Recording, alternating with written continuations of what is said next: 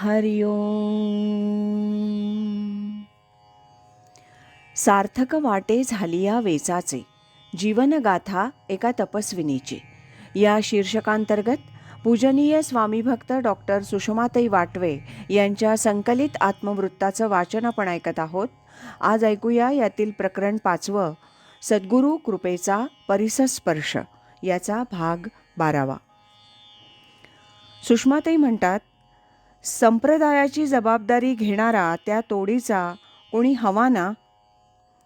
स्वामीजी म्हणतात, ते काय, प्रभूच्या इच्छेनं सर्व चालतं. तो काय खेळ करील ते करील, आपण नुसतं पाहायचं. गोपालकृष्ण देखील जरासंध शिशुपालाला बदलू शकले नाहीत. प्रत्येक साधकाची काही विशिष्ट मर्यादा असते, त्या पलीकडे तो जाऊ शकत नाही. संप्रदायाची जबाबदारी घेणारा कोणीतरी एखादा महापुरुष निर्माण होईल, त्याला 4-5 गोष्टी लागतात. 1. किमान 3 तपांची साधना. 2. भगवद्गीता, ज्ञानेश्वरी, दासबोधासारख्या ग्रंथांचा अभ्यास. 3. कोणीही काहीही प्रश्न विचारला तर त्याला ताबडतोब उत्तर देण्याची तयारी. 4. उत्तम चारित्र्य, लोकांनी त्याला आदर्श मानलं पाहिजे. आणि 5. लोकांविषयी मनात अत्यंत तळमळ पाहिजे. साधक यात कुठे ना कुठेतरी उणा पडतो. अभ्यास असला तरी वक्तृत्व नसतं, वक्तृत्व अभ्यास असला तरी चारित्र्य नसतं.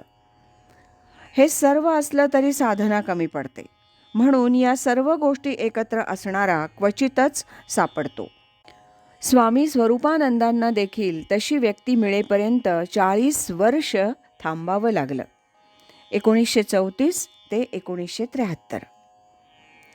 अनेक श्रोत्यांसमोर आपले विचार स्पष्टपणे मांडण्याची क्षमता माझ्यात आहे हे जाणून स्वामीजींनी 1974 पासूनच काही कार्यक्रमात मला सहभाग घेण्यास सुचवलं.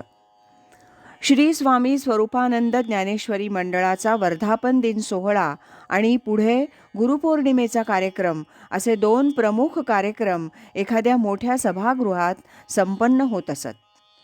त्यामध्ये स्वामीजींचं प्रवचन हा मुख्य कार्यक्रम असे. शिवाय अर्धा-पाऊण तासाचा दुसरा एखादा कार्यक्रम असे. 1974च्या कार्यक्रमात स्वामी स्वरूपानंदांचं वाङ्मयीन दर्शन या विषयावर मला 15-20 मिनिटं बोलण्याचं भाग्य लाभलं. त्या निमित्तानं स्वामी स्वरूपानंदांच्या ग्रंथांचं वाचन, चिंतन घडलं. स्वामी माधवनाथांशी त्यावर चर्चा करून त्यांचे त्यासंबंधीचे विचार जाणून घेता आले. त्यावर लेखन घडलं आणि ज्ञानप्रबोधिनीच्या सभागृहात तो कार्यक्रम पार पडला. 1975-76 या 2 वर्षात साधकाची वाटचाल, संत दर्शन या संगीतिका सादर केल्या गेल्या. त्यातील निवेदनाचं लेखन, वाचन माझ्याकडून केलं गेलं. सांगीतिकेत जे अभंग गायले गेले त्यात आमचं वाटवे कुटुंब सहभागी झालं. श्रुत वाटवे यांनी अभंगाची स्वररचना केली, ते स्वतः त्यात गायले. सर्वच कार्यक्रम श्रोत्यांना आवडला. 1977 पासून काही नवीन साधक मंडळी स्वामीजींकडे येऊ लागली. त्यात काही प्रवचनकार, संत वाङ्मयाचा अभ्यास केलेली मंडळी होती. त्यांचा सहभाग घेऊन परिसंवाद सादर केले जाऊ लागले. ज्ञानेश्वर महाराजांची एखादी निवडक ओवी घेऊन त्यातील प्रत्येक चरणावर एखाद्या व्यक्तीनं 8-10 मिनिटं आपले विचार मांडायचे. त्यात मला भाग घ्यायला स्वामीजी सांगत. या उपक्रमामुळे सतत पारमार्थिक विचारांचंच चिंतन घडे. त्याच अनुसंधानात राहता येत असे. हा मोठाच लाभ घडत होता. एकेका व्यक्तीचे गुण लक्षात घेऊन तिला पारमार्थिक मार्गावर कसं स्थिर ठेवता येईल या गोष्टीकडे स्वामीजींचं लक्ष असे. 1977 नंतरही बऱ्याच वेळा मला अशा मोठ्या कार्यक्रमातून वेगवेगळ्या विषयांवर बोलण्याची संधी मिळाली. त्याचा फार मोठा लाभ मला माझ्या साधनेच्या दृष्टीनं झाला असं आता लक्षात येते.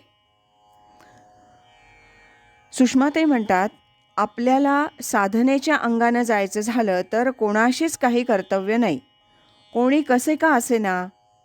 पण या सर्वांकडे बघण्याची तुमची दृष्टी काय ते मी पाहत होते.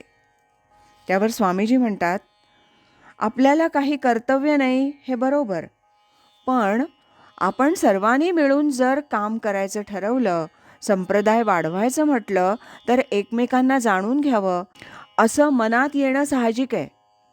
तेव्हा तसा विचार आला ही चूक नाही. सुषमाताई म्हणतात, मी माझी कुवत काय आहे ते पाहते. तुम्ही म्हणता तेवढी माझी कुवत नाही, तेवढी साधनाही नाही. त्यावर स्वामीजी म्हणतात, असं काही नाही. परमार्थात कोण किती मोठा होईल ते सांगता येत नाही. मी स्वामीजींकडे गेलो तेव्हा काही एवढा मोठा होईन असं वाटलं नव्हतं. 4 श्रोत्यांपुढे ज्ञानेश्वरी सांगावी एवढंच वाटलं होतं. पण स्वामीजींनी संप्रदायाची जबाबदारी माझ्यावर सोपवली म्हणून पुढे भविष्यात काय होईल ते काही सांगता येत नाही. सुषमाताई म्हणतात, सरलाताई, स्वामीजींची विचाराची पातळी फार उंच आहे. आम्ही नुसतं त्यांना समजूही शकत नाही. मग तसं आचरण दूरच राहिलं. त्यावर सरलाताई म्हणतात, तुम्ही त्यांना इतकं जवळून पाहता म्हणून इतरांना तेही कळत नाही. असो, आज इथेच थांबूया. यानंतरचा 13वा भाग आपण उद्या ऐकूया. अखंड करी सोहम ध्यान, कृतार्थ जीवन होय त्याचे. हरि ओम तत्सत.